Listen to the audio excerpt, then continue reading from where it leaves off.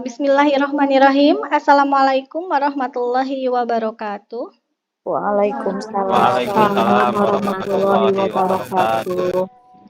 Hamdan wa syukronillah wassalatu wassalamu ala rasulillah amma ba'du. Pertama-tama saya ucapkan terima kasih kepada ibu bapak guru semuanya karena telah menyempatkan waktu untuk mengikuti diseminasi budaya positif di sekolah. Saya ucapkan terima kasih sekali lagi.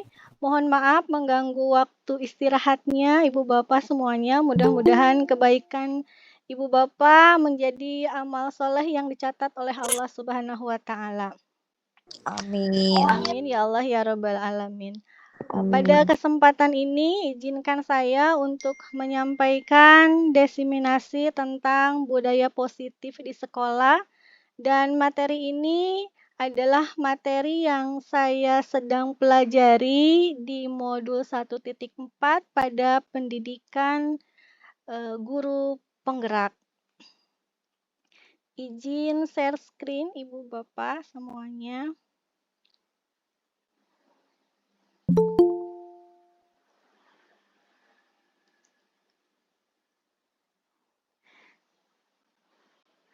Bagaimana? Sudah terlihat Ibu Bapak? Sudah, Bu. Sudah ya, terima kasih.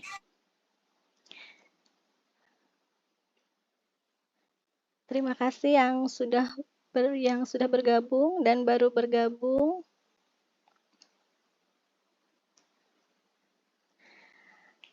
Budaya positif ini sebentar. Sudah terlihat jelas ya Bapak Ibu? Jelas, Bu. Jelas. Nah, konsep inti dari budaya positif yang akan kita bahas, yang pertama ada perubahan paradigma belajar, kemudian ada disiplin positif, kemudian ada nilai-nilai kebajikan, kemudian ada kebutuhan dasar manusia, ada motivasi perilaku manusia, ada posisi kontrol guru, dan keyakinan kelas, serta segitiga restitusi. Nah, mari kita lihat dan bahas satu persatu. Yang pertama tentang pembelajaran dengan paradigma baru. Di sini pembelajaran dengan paradigma baru ini merupakan pembelajaran yang dirancang berdasarkan pembelajaran berdiferensiasi. Pembelajaran berdiferensiasi ini pembelajaran yang sesuai dengan kebutuhan murid, peserta didik kita. Nah, ini berdasarkan tahap perkembangan sesuai dengan teori psikologi modern untuk mewujudkan profil pelajar Pancasila, yang mana profil pelajar Pancasila itu yang pertama adalah beriman dan bertakwa kepada Tuhan Yang Maha Esa, kemudian berkebinekaan global, gotong royong, kreatif, bernalar kritis, serta mandiri. Ya. Kemudian ada miskonsepsi tentang teori kontrol di sini. Yang menjadi misnya itu yang pertama, guru itu mengontrol murid, gitu. Kemudian bahwa semua penguatan positif efektif dan bermanfaat. Kemudian bahwa orang dewasa itu berhak memaksa, dan bahwa kritik dan membuat rasa bersalah itu mampu menguatkan karakter. Itu miskonsepsi tentang teori kontrol. Ya.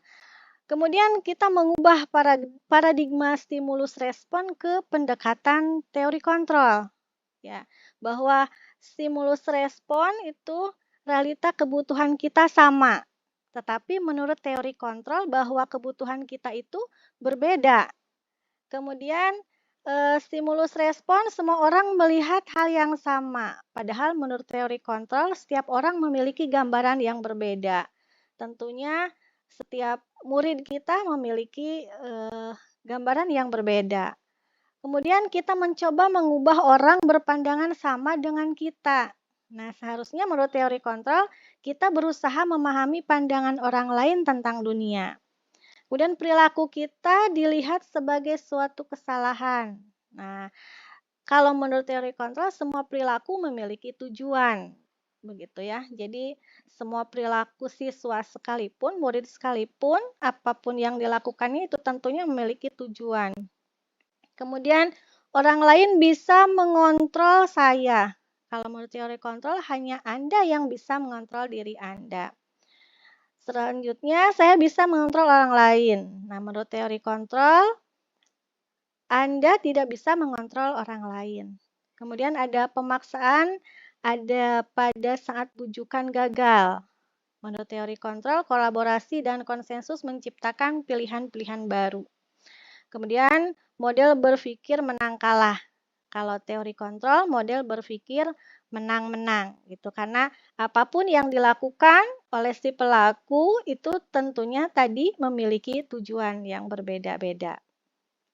Nah, apa itu disiplin positif? Disiplin positif berasal dari kata disiplin yang artinya belajar. Jadi disiplin ini mengacu pada disiplin diri yang memiliki tanggung jawab terhadap apa yang dilakukan berdasarkan nilai-nilai yang diyakininya. Jadi disiplin itu bukan hanya mematuhi pelaturan ya, tapi disiplin itu memiliki tanggung jawab apa yang telah dilakukan berdasarkan nilai-nilai yang diyakininya. Jadi disiplin positif merupakan salah satu cara penerapan disiplin yang bertujuan untuk menumbuhkan kesadaran serta memberdayakan peserta didik tanpa imbalan atau penghargaan ya, ancaman atau hukuman.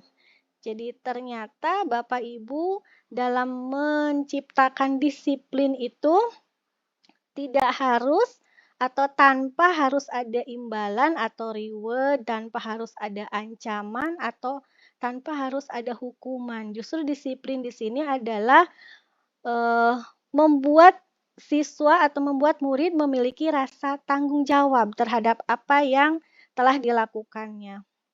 Nah, kita sebagai pendidik adalah memiliki tujuan menciptakan peserta didik yang memiliki disiplin diri, sehingga mereka berperilaku mengacu pada nilai-nilai kebajikan universal dan memiliki motivasi intrinsik dalam perubahan perilaku ke arah yang lebih baik.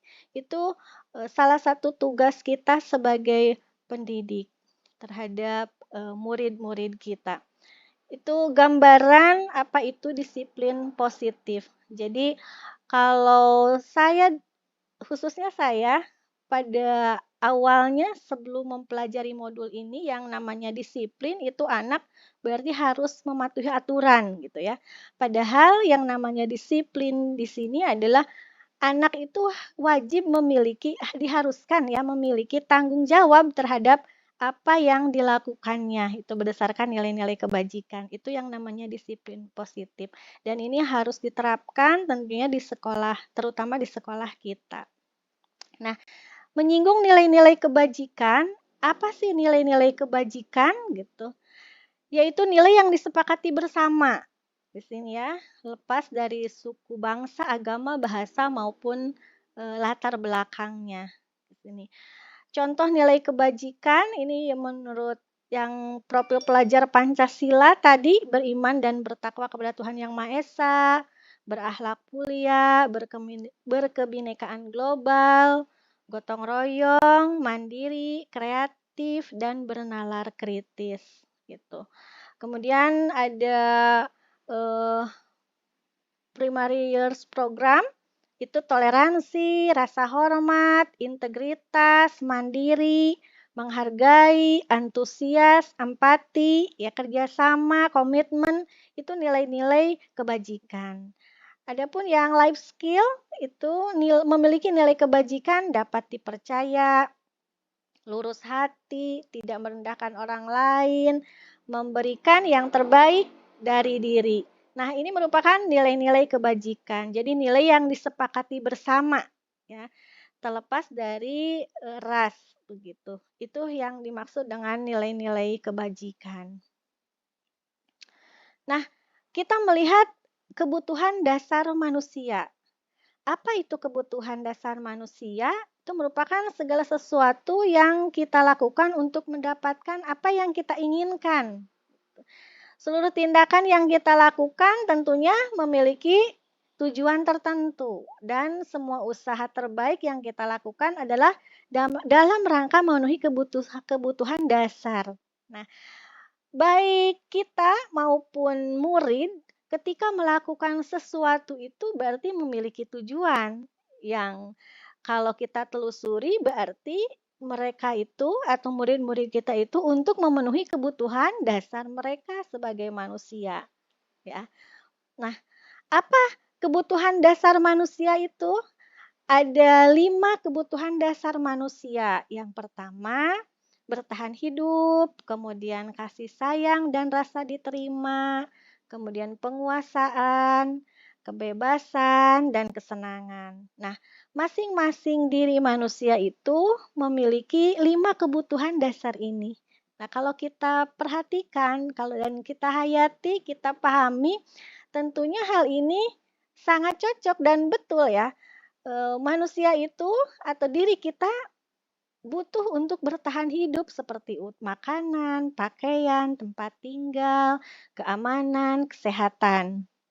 Kemudian butuh rasa kasih sayang dan rasa diterima, begitu. Kita ingin dipedulikan, kemudian kerjasama, menjadi bagian dalam kelompok, begitu ya. Ketika kita tidak diterima atau diacuhkan, kan kita tidak merasa kurang tidak enak begitu ya. Kemudian penguasaan, butuh harga diri, gitu, keinginan untuk dianggap, diakui, begitu ya, didengar. Nah, itu kebutuhan manusia kan. Ketika kita tidak dianggap atau misalnya direndahkan, kan kita pun tidak enak begitu ya. Kemudian kebutuhan akan kebebasan, ya. Memiliki pilihan, kemudian mencoba hal-hal baru, itu merupakan kebutuhan akan kebebasan. Nah, dan terakhir manusia itu membutuhkan kesenangan, ya, seperti bermain, humor gitu, antusiasme, tertawa. Nah, ini kesenangan pun merupakan salah satu kebutuhan dasar manusia. Dan menurut ilmu ekonomi pun yang namanya piknik itu merupakan kebutuhan manusia gitu. Kata-kata kurang piknik itu sebetulnya bukan guyonan ya, tapi kalau menurut teori ekonomi itu dibetulkan memang karena piknik merupakan salah satu kebutuhan dasar manusia, yaitu tadi tentang kesenangan begitu. Itu gambaran tentang 5 kebutuhan dasar manusia yang akan menjadi gambaran ya nanti buat peserta didik, buat murid-murid kita. Tentunya mereka pun sebagai manusia harus terpenuhi kebutuhan dasar ini. Nah, kemudian motivasi perilaku manusia. Motivasi perilaku manusia itu ada motivasi ekstrinsik yang berasal dari luar dan motivasi intrinsik. Kalau motivasi ekstrinsik yaitu untuk menghindari ketidaknyamanan atau hukuman begitu ya. Jadi murid jika melakukan sesuatu itu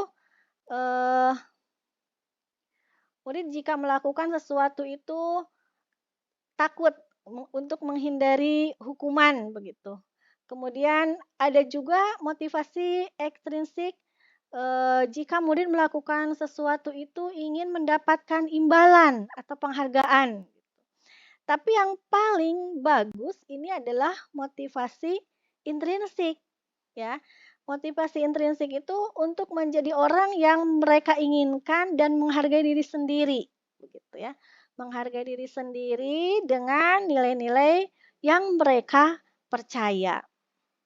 Nah, motivasi ini yang paling bagus dan harus kita bangun pada murid-murid kita itu yaitu murid yang memiliki motivasi intrinsik.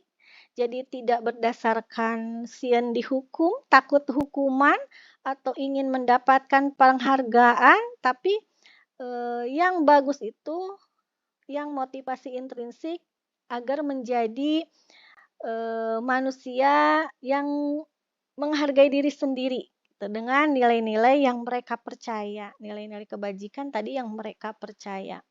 Nah, ini motivasi perilaku manusia. Jadi, ketika kita memberikan ke anak hukuman, itu pun kurang baik ya.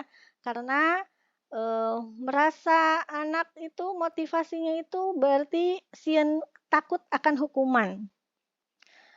Dan memberikan penghargaan pun atau reward pun itu kurang cocok karena anak nantinya ketika melakukan sesuatu itu ingin ada imbalan atau ingin ada penghargaan begitu. Jadi antara reward dan punishment itu ternyata tidak cocok ya untuk memotivasi perilaku manusia. Awalnya saya pribadi sebelum mempelajari modul ini memberikan hukuman dan memberikan penghargaan itu pada murid itu saya kira itu efektif gitu ya untuk memacu motivasi mereka, memacu perilaku mereka. Ternyata dua hal itu tidak kurang cocok gitu ya. Jadi tugas seorang guru itu bagaimana memunculkan motivasi intrinsik pada murid begitu. Selanjutnya, nah di sini ada hukuman, ada konsekuensi, dan ada restitusi. Nah, kita lihat. Kalau kita memberikan hukuman, berarti kan tidak terencana ya, tiba-tiba gitu. Murid tidak tahu yang akan terjadi itu, tidak dilibatkan. Kemudian bersifat satu arah. Itu berupa hukuman fisik. Kalau konsekuensi berarti terencana, kemudian itu sesuai dengan aturan yang ada, tapi murid tetap dibuat tidak nyaman gitu ya. Kemudian sikap guru selalu memonitor murid. Tapi kalau restitusi di sini proses menciptakan kondisi bagi murid untuk memperbaiki kesalahan. Jadi mereka itu si murid itu diberikan diberikan pemahaman bagaimana dia cara memperbaiki kesalahan yang telah dilakukan. Kemudian proses kolaborasi yang mengajarkan murid untuk mencari solusi sendiri. Jadi si guru memotivasi murid bagaimana caranya, solusinya setelah mereka untuk memperbaiki kesalahan itu gitu. Setelah murid melakukan suatu kesalahan, maka si guru mengajarkan murid bagaimana mencari solusinya. Nah, hukuman, konsekuensi ini berarti kurang tepat ya. Yang paling tepat adalah restitusi. Nah, dari pemaparan tadi, guru memiliki 5 posisi kontrol. Yang pertama sebagai penghukum. Ya, di sini guru berarti secara sepihak memberikan hukuman pada murid. Kemudian guru membuat pembuat merasa bersalah. Jadi si murid dibikin merasa bersalah gitu. Kemudian posisi guru sebagai teman. Nah, di sini guru posisinya sebagai teman. Kemudian guru sebagai pemantau. Nah, di sini terus mengawasi ya, memantau. Dan yang terakhir adalah posisi guru sebagai manajer. Seperti halnya manajer yang mana seorang manajer itu hanya mengelola, mengarahkan gitu, mengarahkan murid-murid kita bagaimana ketika mereka melakukan sesuatu tindakan, apakah itu salah atau benar. Kalau salah, bagaimana cara memperbaikinya? Solusinya seperti apa? Itu posisi kontrol seorang guru.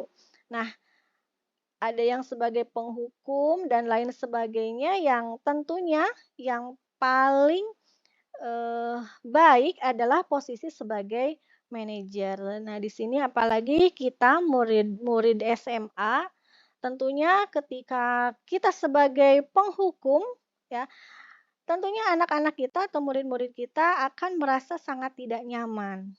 Kemudian pembuat merasa bersalah juga sama, membuat anak itu rendah diri, membuat anak, "Ah, saya mah suka salah aja." Merasa punya pikiran seperti itu. Kemudian posisi kontrol teman. Kadang-kadang kalau misalkan, tergantung karakteristik anaknya ya. Kalau kita posisinya sebagai teman, kalau anak yang beretika baik, ya tetap memiliki kontrol diri. Tapi kalau misalkan anak yang etikanya ya dikatakan kurang baik, saur bahasa Sunda nama tiasa ngalunjak begitu ya. Kalau kita di posisi sebagai teman. Nah, yang paling dianjurkan itu dan paling bagus itu posisi kita di sebagai manajer. Nah, kita lihat contoh penerapan posisi kontrol guru ya. Di sini ada sebuah kasus. Ada sebuah kasus, kasusnya siswa tidak memakai atribut lengkap saat upacara bendera. Ya, tentunya di sekolah kita pun sering terjadi hal ini. Siswa tidak memakai atribut lengkap. Nah, kalau guru sebagai penghukum di sini disuruh hormat pada bendera selama 1 jam. Nah, di sini anak disuruh hormat pada bendera selama 1 jam. Ya, ini guru sebagai penghukum. Kasihan banget ya, murid-murid kita disuruh hormat selama 1 jam. Kemudian pembuat merasa bersalah. Ini posisi guru pembuat merasa bersalah. Ibu bapak gurunya akan mengatakan, berapa kali ibu atau bapak harus memberitahu kamu? Kamu selalu saja mengecewakan ibu atau bapak. Nah, ini posisi guru sebagai pembuat merasa bersalah. Kalau di sini menurut saya anak itu kalau dibeginikan itu pasti down gitu ya. Kemudian pasti kecewa banget gitu anak dan merasa rendah diri kalau seperti itu. Saya selalu berbuat salah. Biasanya mereka merasa seperti itu, ya. Kemudian ada juga posisi guru sebagai teman. Nah, kata-katanya gini, "Ayo dong, ikuti aturan sekolah. Tolong bantu ibu bapak ya sekali ini." Ya sudah, tidak apa-apa. Lain kali jangan sampai berbuat seperti ini lagi ya.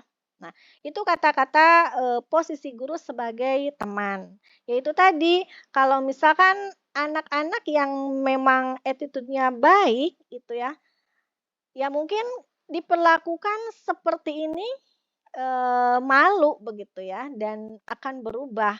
Tapi kalau anak-anak yang memang memiliki harus ada pembinaan lagi etikanya, ini dianggap sepele, ah da tina naon gitu. Ah da si ibu bapak gurunya juga nggak apa-apa ketika kita melakukan kesalahan gitu. Nah, sebagai posisi teman dan ini mungkin tergantung karakter anaknya pula begitu. Kemudian ketika guru sebagai pemantau di sini, kata-katanya seperti ini contohnya, "Kamu sudah melanggar peraturan sekolah, kamu tahu konsekuensinya. Setelah upacara, kamu beli atributnya ke koperasi dan jangan diulangi lagi."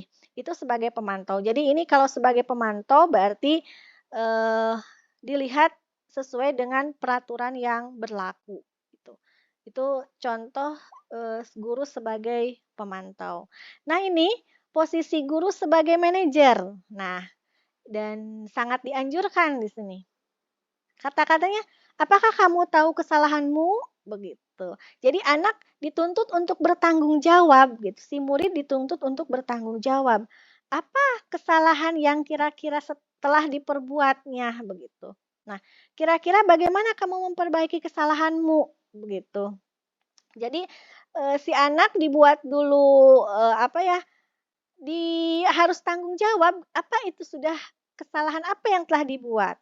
Kemudian kalau kesalahan yang telah dibuat, bagaimana cara memperbaikinya. Nah, itu posisi guru sebagai manajer. Jadi, anak dituntut untuk bertanggung jawab. Nah, kita sebagai pendidik tentunya dituntut di posisi manajer ini. Ya. Selanjutnya, bahasan kita tentang keyakinan kelas.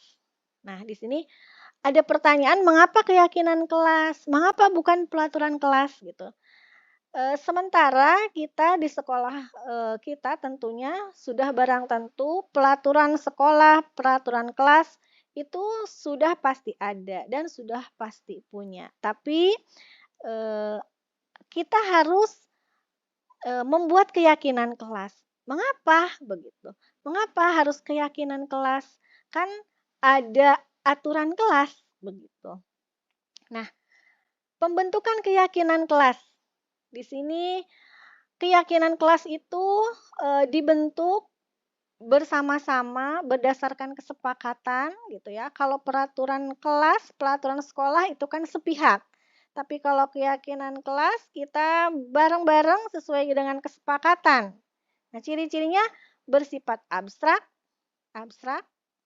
kemudian berupa pernyataan universal, kemudian dibuat dalam pernyataan positif, kemudian mudah diingat. Jadi kata-katanya pendek tapi mudah diingat. Kemudian disesuaikan dengan kondisi kelas dan sekolah sehingga mudah diterapkan. Kemudian semua warga sekolah atau warga kelas dilibatkan saat membuat keyakinan. Jadi di sini saya yakin apalagi ibu bapak guru yang sudah lulus guru penggerak dan mohon bimbingannya ibu bapak yang sudah lulus guru penggerak sudah barang tentu sudah membuat keyakinan kelas. Dan di sini saya pun sekarang sudah mempraktekkan cara membuat keyakinan kelas. Ini salah satu dokumentasi saya membuat keyakinan kelas begitu. Nah, untuk keyakinan kelas ini yang saya rasakan ini lebih fleksibel, kemudian apa yang menjadi kemauan anak, apa yang menjadi kebutuhan anak itu bisa diakomodir begitu. Contohnya ketika kita masuk kelas dan kelasnya kotor itu kan bikin kita semua tidak nyaman. Ketika kita dibikin kesepakatan kelas menjaga kebersihan kelas gitu agar belajar nyaman. Nah, karena itu berdasarkan kesepakatan, pada akhirnya ketika kita masuk kelas, ya kelas alhamdulillah sudah bersih gitu karena memang dia yang menginginkan dan berdasarkan kesepakatan bersama begitu. Kemudian salah satunya yang saya alami pun penggunaan HP, penggunaan handphone. Nah, kadang-kadang memang ada anak yang merasa terganggu gitu ya ketika belajar dan temannya menggunakan handphone tanpa seizin guru, itu mengajukan ketika pembelajaran berlangsung ibu dimohon HP-nya di silent dan dimasukkan ke tas kecuali HP-nya digunakan sebagai sumber belajar. Itu alhamdulillah dengan adanya kesepakatan itu kelas jadi aman, tertib begitu. Nah, inilah penting keyakinan kelas. Mungkin ibu bapak yang belum pernah mencoba membuat keyakinan kelas, silahkan mangga buat keyakinan kelas dan kelas akan lebih nyaman. Ketika ada anak yang melanggar, kita ingatkan lagi keyakinan kelas kita seperti apa begitu. Ya, anak sadar sendiri dan alhamdulillah tidak merasa terpaksa gitu karena ini adalah sebuah keyakinan bersama begitu. Nah, yang ini tentang segitiga restitusi. Nah, segitiga restitusi ini proses dialog ya yang dijalankan oleh guru agar menghasilkan murid yang mandiri dan bertanggung jawab. Di sini cara penyelesaian masalah di mana posisi guru ini sebagai posisi kontrol guru itu sebagai manajer. Jadi ketika ada anak yang melakukan kesalahan, ada anak yang melanggar aturan, kita cara penyelesaiannya menggunakan segitiga restitusi begitu ya. Tidak langsung tadi menghukum anak dan lain sebagainya. Nah, Apa sih tahapannya segitiga restitusi itu? Yang pertama menstabilkan dulu identitas, ya. Kemudian memvalidasi tindakan yang salah. Kemudian menanyakan keyakinan. Nah, itu 3 tahap dalam penyelesaian di segitiga restitusi. Jadi awalnya pun saya sebelum mempelajari modul ini bahwa dalam menyelesaikan masalah itu cukup dengan biar gampang hukuman aja gitu, anak dihukum gitu ya. Tapi ternyata itu tidak membuat anak sadar dan bertanggung jawab, malah anak mungkin merasa tidak dihargai tadi, kebutuhan dasar manusianya itu hilang gitu, tidak terpenuhi gitu ya. Tapi kalau misalkan dengan segitiga restitusi ini, ya kita menstabilkan dulu identitas anak, kemudian validasi tindakan yang salah. Karena setiap tindakan tadi tentunya memiliki tujuan, begitu ya. Kemudian menanyakan keyakinan. Itu tahapan dari segitiga restitusi. Nah, sebagai contoh, bagaimana sih menstabilkan identitas? Dalam tahapan segitiga restitusi yang pertama, tahap pertama itu adalah menstabilkan identitas ya. Menstabilkan identitas itu berdasarkan prinsip membuat kesalahan adalah bagian dari proses pembelajaran. Nah, jadi membuat kesalahan itu adalah bukan hal yang plek salah gitu, tapi adalah dianggap proses pembelajaran untuk selanjutnya. Nah, kata-kata gurunya itu seperti ini. Berbuat salah itu wajar, begitu. Kemudian tidak ada manusia yang sempurna. Itu guru berkata seperti itu ya. Kemudian ibu bapak juga pernah melakukan itu, gitu, kata-katanya, contohnya. Atau ibu tidak mau mencari siapa yang salah, tapi ibu ingin mencari solusi dari permasalahan ini. Atau kamu berhak merasa begitu. Nah, ini untuk menstabilkan identitas murid yang memang sudah melakukan kesalahan. Saya kira dengan kata-kata seperti ini, anak tidak akan menjadi down atau tidak dihargai ya. Justru anak eh, apa ya, diakui gitu keberadaannya si anak itu. Dan ini alhamdulillah sudah saya praktekkan dan saya wawancara anak yang sudah menjalankan ini dan alhamdulillah anak itu merasa dihargai gitu, tidak merasa direndahkan begitu. Dengan kata-kata berbuat salah itu wajar, langsung, "Iya Bu, karena saya gini gini gini," gitu panjang. Ya, karena memang mereka berbuat seperti itu punya tujuan dan memang kebutuhan dasarnya itu yang belum terpenuhi kalau kalau dilihat dari asal-usulnya seperti itu. Nah, ini untuk menstabilkan identitas. Jadi ketika ada murid yang berbuat kesalahan, kita stabilkan identitasnya dulu gitu ya. Kita rangkul dulu supaya dia apa ya? Ya tadi ada proses pembelajaran dari kesalahan yang mereka lakukan gitu ya. Berbuat salah itu wajar. Kemudian misalkan ibu tidak mau mencari siapa yang salah, di sini mencari solusi dari permasalahan. Itu menstabilkan identitas. Kemudian tahapan yang kedua yaitu validasi tindakan yang salah. Di sini setiap perilaku berupaya memenuhi sesuatu kebutuhan tertentu ya tadi ya.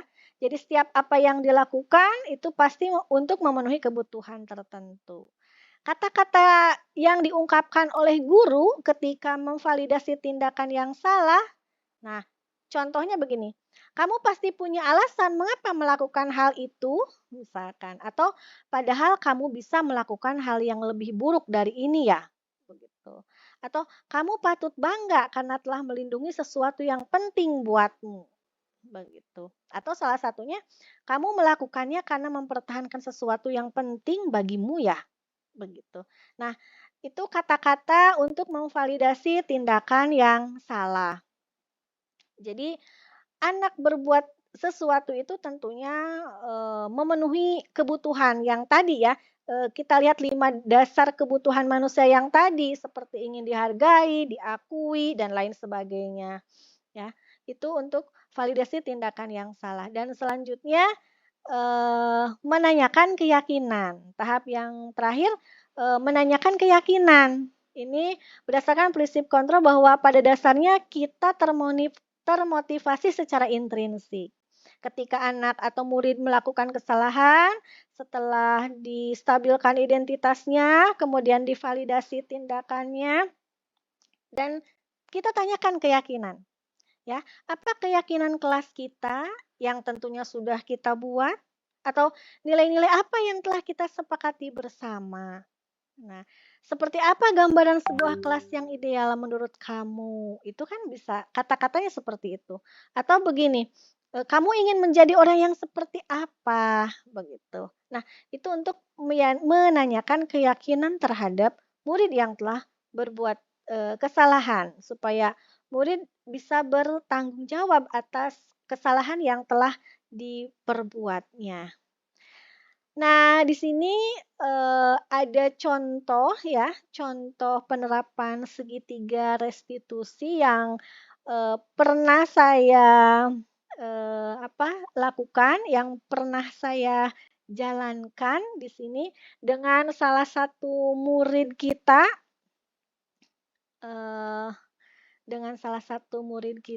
namanya Azel ya. Ini izin share screen yang videonya.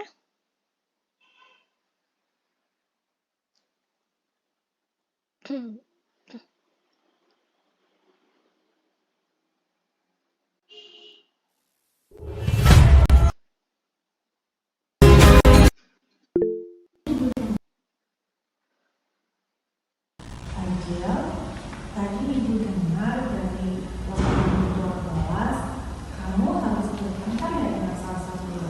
Ya Bu, habis kesal. Kenapa kesal? Salsa mencontek hasil pekerjaan dengan saya, bukan hanya PR saja, Salsa juga mencontek tugas saya Bu.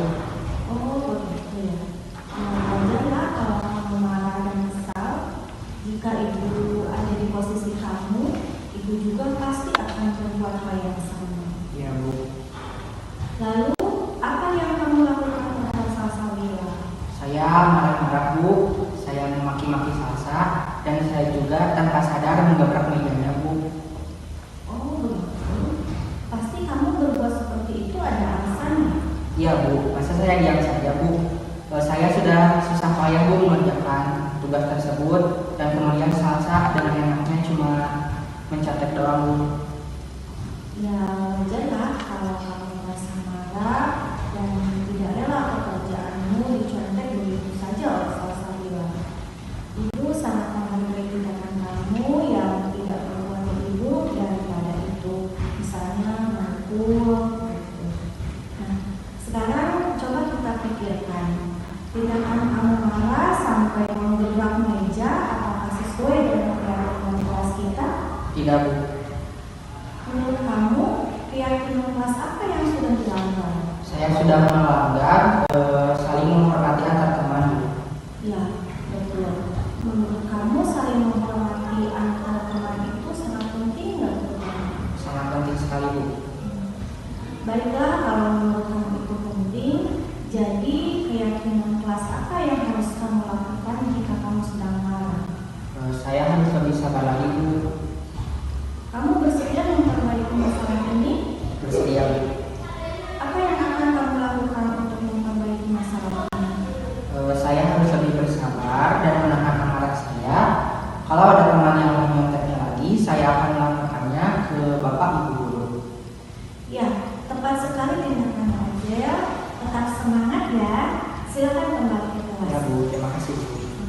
Sarah, tadi Ibu dengar dari guru Pingin. Ya. Kamu sering datang ke sekolah ya? Iya Bu. Menurut Itu Ibu, tadi kamu contoh. kamu terlambat datang ke sekolah? Sudah 5 kali. Itu tadi contoh dari penerapan segitiga restitusi ya Ibu Bapak yang pernah saya jalankan begitu. yang pernah saya jalankan. Nah, di sana ada salah satu murid ya, yang pekerjaannya dicontek oleh temannya dan dia tidak terima dengan hal itu. Dan dia marah, kemudian menggebrak meja begitu. Nah, kita tanyakan dulu validasi tindakan, kita identifikasi dulu mengapa berbuat demikian, karena dia merasa kesal katanya begitu. Kemudian kita tanyakan keyakinan kelas begitu. Kemudian cari solusinya seperti apa. Nah, itu salah satu contoh ya penyelesaian tindakan kelas, penyelesaian berdasarkan segitiga restitusi begitu ya. Kemudian di sini dalam penerapan program disiplin positif berarti hendaknya guru memiliki standar kepribadian, kemudian profesional dan sosial yang baik, di mana guru itu mampu merefleksi dirinya dalam posisi kontrol saat ini. Bagaimana perjalanan diri sebagai manajer gitu ya, yang menuntun murid-muridnya menjadi insan yang mandiri, merdeka, dan bertanggung jawab. Jadi di sini yang namanya disiplin itu, menerapkan disiplin itu bukan semata-mata menerapkan aturan. Jadi murid harus, memenuhi aturan yang ada ya. Bukan hanya itu, tapi murid kita bagaimana agar memiliki tanggung jawab atas semua perbuatan yang dilakukannya, sehingga mereka memiliki motivasi intrinsik, yaitu untuk menjadi dirinya sendiri, kemudian untuk yang menghargai dirinya berdasarkan nilai-nilai yang diyakininya tadi, nilai-nilai kebajikan yang diyakininya. Itulah pemaparan mengenai disiplin positif ya, budaya positif yang dijalankan, yang harus dijalankan di sekolah kita. Berdasarkan pemaparan yang telah saya ungkapkan tadi, barangkali ada ibu bapak guru yang ingin menambahkan atau misalkan mengkoreksi, mangga dipersilahkan ibu bapak, atau ingin memperkuat bahan diseminasi ini, mungkin bapak ibu dipersilahkan.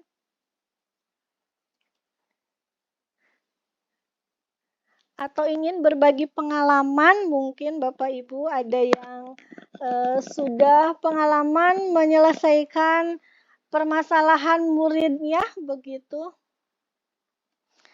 atau berbagi cerita tentang ternyata disiplin itu bukan sebagai penghukum ya, karena memang rata-rata di sekolah yang sudah saya tempati begitu ya, yang namanya guru itu rata-rata sebagai penghukum ya, rata-rata begitu.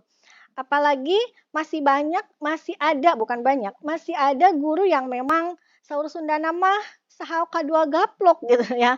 Ketika ada anak yang melakukan kesalahan, justru malah ada saja ya ibu bapak guru bahkan yang serta-merta malah marah gitu ya, balik marah, tunjuk-tunjuk begitu. Ada juga yang seperti itu ya. Ya mungkin kita kembali lagi pada karakter dan punten ya, mungkin pengetahuan juga begitu ya. Makanya diseminasi budaya positif ini ke sekolah-sekolah, ke ibu bapak guru, saya rasa itu cukup penting ya, karena untuk membangun rasa tanggung jawab terhadap murid. Kemudian setiap murid tentunya ya punya kebutuhan dasar tadi, ingin dihargai sama murid pun, ingin diakui ya, kemudian ingin dianggap begitu, walaupun dia posisinya murid, tapi kita patut dihargai dan memang kebutuhan mereka harus terpenuhi begitu. Kebutuhan dasar mereka harus terpenuhi.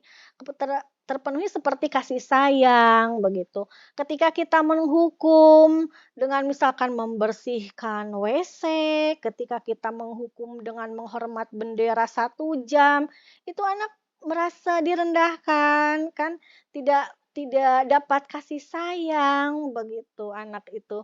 Nah, sama seperti manusia dewasa ya, yang namanya anak itu perlu sekali kasih sayang, dia ingin sekali. Kemudian ketika anak bukan hanya melakukan kesalahan, ketika anak misalkan ada ya, kadang-kadang di kelas ada anak yang memang penguasaan materinya lambat begitu ya. Nah, kalau kita abaikan atau kalau kita misalkan malah marahi begitu ya, nilainya rendah, itu anak akan rendah diri ya. Tapi bagaimana caranya kita raih karena memang kebutuhan mereka itu inginnya berprestasi, kemudian inginnya penguasaan, memimpin gitu. Nah, bagaimana caranya kita bisa meraih murid-murid kita agar kebutuhannya itu terpenuhi sehingga mereka eh, bertanggung jawab begitu ya, memiliki motivasi intrinsik tadi. Ketika kita menjadi penghukum itu anak kasihan juga seperti itu. Mungkin ada ibu bapak yang lain yang ingin menambahkan atau berbagi cerita. Ya, silahkan Bu Aida Mayanti ingin berbagi cerita. Assalamualaikum warahmatullahi wabarakatuh. Waalaikumsalam warahmatullahi wabarakatuh. Mungkin dan ada cerita. Memang tadi pemaparan Halo Bu Ai, Suantena? Kirang kakuping? Kecil Bu, halo? Oh ya, ada, mangga. Ya, setelah mendengar dan melihat ya pemaparan dari Ibu tadi, memang sangat luar biasa sekali ya Bu tentang budaya positif ini, di mana budaya positif ini merupakan perwujudan dari nilai-nilai atau keyakinan universal ya yang diterapkan di sekolah. Dan budaya positif ini memang tidak dapat diciptakan secara instan, mungkin begitu ya Bu Neng. Ya, dalam penerapannya budaya positif di sekolah ini diperlukan tuntunan dan tauladan dari seorang guru juga. Oke, jadi tidak serta-merta kadang si anak itu memerlukan siapa yang menjadi idolanya gitu ya. Nah, jadi kita juga sebagai seorang di sekolah tentunya harus juga memberikan tauladan kepada para murid tersebut sehingga mereka ada idola yang baik gitu ketika misalkan anak itu tidak buang sampah sembarangan tetapi mereka melihat gurunya sendiri yang malah membuang sampah sembarangan, bahkan mungkin membuang puntung rokok sembarangan gitu ya. Nah, itu menurut saya seperti hal-hal kecil itu memang harus dicontohkan dulu mungkin dari gurunya, kemudian diterapkan juga oleh anak-anak dan diikuti oleh mereka. Nah, kemudian saya juga setuju sekali ya dengan yang tadi segitiga restitusi, dan kebetulan baru kemarin ya ada contohnya ada dua siswa ya yang terlambat atau kesiangan ketika melaksanakan pembiasaan sholat duha. Nah, memang sebelumnya saya selalu mungkin memberi hukuman gitu ya dan lain sebagainya. Nah, ketika sudah mengetahui tentang segitiga restitusi ini, alhamdulillah saya terapkan, dan alhamdulillah juga ketika tadi di pagi hari anak tersebut tidak kesiangan lagi dan mereka juga tidak merasa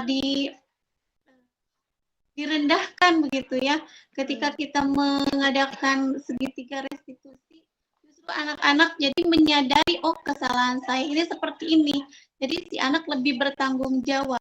Jadi si anak itu ada mau memperbaiki diri itu dari dalam dirinya, bukan dari orang lain.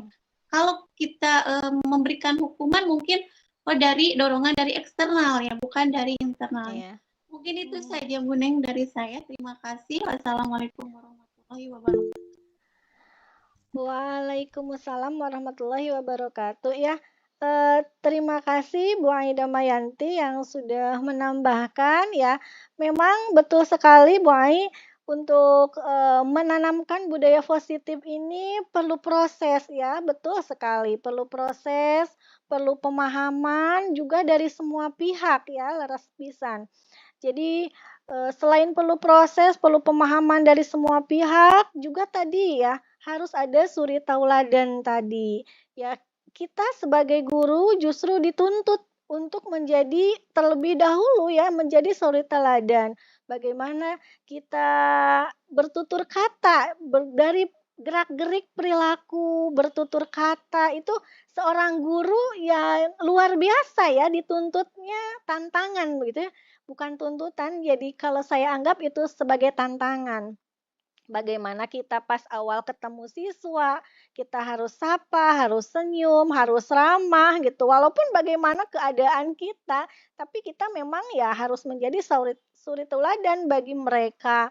Kemudian kita mengucapkan salam, kemudian tutur kata kita seperti apa, begitu agar mereka si murid-murid kita itu menjadi apa ya, mencontoh kita begitu. Apalagi perilaku-perilaku tadi seperti membuang sampah, kemudian ya apa ya, bergaul dengan sesama juga seperti itu tentunya. Dan yang namanya guru itu selalu sedetil apapun, sekecil apapun itu yang menjadi pusat perhatian anak gitu ya. Contohnya ketika saya ketika saya mohon maaf ini, memakai sepatu warna putih padahal ibu bapak guru tidak ada aturan warna hitam begitu ya ketika, hari-hari tertentu, anak itu protes gitu, "Ibu nah sepatunya putih," begitu, "Ibu kenapa sepatunya putih? Kan harusnya hitam," gitu. Itu berarti anak memperhatikan sedetil, sekecil apapun apa yang kita pakai. Apalagi mungkin apa yang kita ucapkan, apa yang kita lakukan. Nah, justru menjadi tantangan bagi kita sebagai guru. Kemudian ya betul tadi Bu Ai bahwa ketika ada anak yang melakukan suatu kesalahan ya, kita ya sebaiknya sekarang mulai ke depan mudah-mudahan kita sebagai guru memiliki pemahaman untuk menyelesaikan permasalahan dengan langkah-langkah segitiga restitusi tadi. Ya, tujuannya tadi agar anak bisa bertanggung jawab atas kesalahan yang dilakukannya dan kemudian si anak itu, apa ya, mencari solusi sendiri. Kita bantu sebagai guru, kepada anak itu mencari solusi atas kesalahan yang telah dilakukannya. Bagaimana supaya mereka tidak berbuat lagi kesalahan. Karena memang pada dasarnya si anak itu ketika ada yang terlambat misalkan, anak itu sadar bahwa dia itu terlambat gitu ya. Tapi kita, tanya, kenapa alasannya kok bisa terlambat begitu. Ada anak yang memang bangunnya emang kesiangan, ada yang, berkata lagi, "Saya mengantar ibu saya dulu ke pasar," gitu. Ada yang bermacam-macam alasan dan memang mereka punya tujuan tertentu. Mereka setiap dilakukannya itu punya tujuan. Nah, setelah kita tanyakan kemudian kita cari solusi bareng-bareng. Anak itu yang melakukan kesalahan bagaimana ketika kamu, melakukan kesalahan ini solusinya seperti apa gitu. Ketika ada yang bangun kesiangan, kita suruh cari solusi anak itu. Misalnya, "Ya Bu, nanti saya bangunnya lebih awal." Dengan meminta bantuan ibu saya membangunkan atau dengan, menggunakan alarm dan lain sebagainya. Itu pada dasarnya anak-anak kita itu mampu mencari solusi sendiri gitu dan pada akhirnya anak-anak kita, lama-kelamaan menjadi, disiplin tadi begitu. Memang butuh proses ya, butuh sekali proses betul Bu Ai dan saya amati bahwa anak kesiangan itu ya memang rata-rata itu-itu juga si anak rata-rata ya. Tapi, setelah dikasih pengertian, kemudian, dicoba dengan tadi segitiga restitusi, memang ada anak yang frekuensi kesiangannya mulai berkurang begitu ya. Karena mungkin ya tadi anak sedikit demi sedikit terbangun dalam dirinya rasa tanggung jawabnya tadi begitu. Tapi memang itu tidak serta-merta, tidak bisa sekaligus gitu ya. Ketika ada anak yang melakukan kesalahan, ketika terus kita ngambil jalan dengan segitiga restitusi, posisi kontrol kita sebagai manajer itu tidak serta-merta anak berubah itu. Ya kita maklumi saja karena memang segala sesuatu itu tadi butuh proses. Dan yang terpenting mungkin ya diawali dulu dari kitanya mungkin sebagai guru, sebagai pendidik, kita selalu belajar sepanjang hayat bagaimana kita menerapkan budaya positif ini di sekolah kita, dengan cara diawali memahami kebutuhan dasar dulu, kebutuhan dasar anak, kebutuhan dasar manusia tadi, kemudian memahami karakter anak juga itu kan suatu kewajiban bagi guru juga ya. Kemudian menghargai anak dan lain sebagainya gitu ya. Dan memang untuk masalah-masalah tertentu di sini memang posisi kontrol kita sebagai manajer itu luar biasa. Tapi ada kalanya kita pada anak-anak tertentu posisi kontrol kita sebagai teman itu malah membuat anak nyaman gitu ya. Itu tadi tergantung anaknya. Dan pengalaman saya ketika ada seorang anak perempuan yang melakukan kesalahan, setelah didekati, kemudian kita bicara baik-baik dan posisi saya waktu itu sebagai teman dan alhamdulillah dia bisa berubah dan bisa bertanggung jawab gitu ya. Tapi memang itu perlu proses. Jadi tidak serta-merta ketika ada yang berbuat kesalahan, tidak serta-merta berubah gitu ya. Jarang 1-2 kasus yang memang berubah langsung gitu ya. Ya, mudah-mudahan ini menjadi menjadi gambaran, menjadi masukan yang positif bagi saya terutama dan umumnya bagi semua di sekolah-sekolah kita. Mudah-mudahan bisa menerapkan budaya positif ini. Maunya sih saya menyeluruh gitu diseminasinya semua bisa ikut tapi ya alhamdulillah ini ibu bapak hebat dan ibu bapak luar biasa untuk mengikuti diseminasi ini walaupun ini jamnya istirahat begitu ibu bapak ya. Saya ucapkan terima kasih. Mudah-mudahan ke depan kita bisa menerapkan budaya positif ini di kelas, di sekolah gitu dan yang terpenting bisa menularkan ke warga sekolah gitu. Dan kita sebagai guru itu menjadi suatu tantangan begitu ya, bukan tuntutan. Menjadi suatu tantangan yang pertama menjadi suri tauladan bagi murid-murid kita. Jadi sebelum kita menerapkan budaya positif gitu, tentunya kita harus mulai dari diri kita sendiri.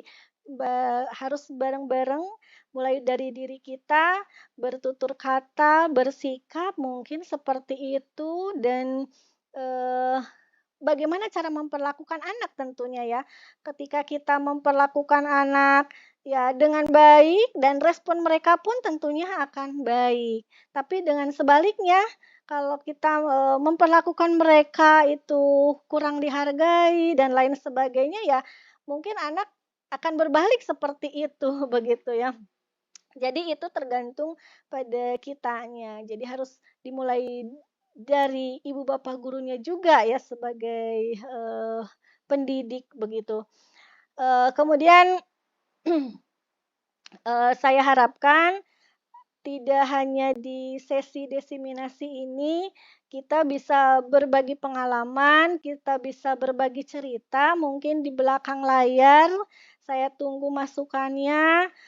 bimbingannya, apalagi di sini ada ibu bapak yang sudah lulus pendidikan guru penggerak. Saya mohon arahannya, bimbingannya untuk menerapkan ilmu-ilmu yang telah didapat di pendidikan guru penggerak ini, ya terutama dalam menerapkan budaya positif di sekolah. Kita sama-sama menjalankan apa yang menjadi tujuan kita. Kita sama-sama menjalankan apa yang ilmu yang sudah didapat kita bareng-bareng. Dan saya mohon bimbingannya Ibu Bapak Guru semuanya.